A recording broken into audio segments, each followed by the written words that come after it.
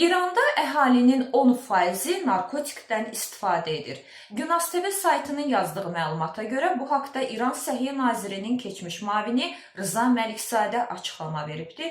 10% kifayət qədər böyük rəqəmdir. Həm də İran İslam Respublikası üçün. Ölkəmizə də qaçaqmalçılıq yolu ilə narkotika daha çox İrandan gəlir. Yəni dini bir respublika olasan, ölkəni dini qanunlarla idarə etdiyini iddia edəsən və ölkəndə narkotika baş alıb gedə.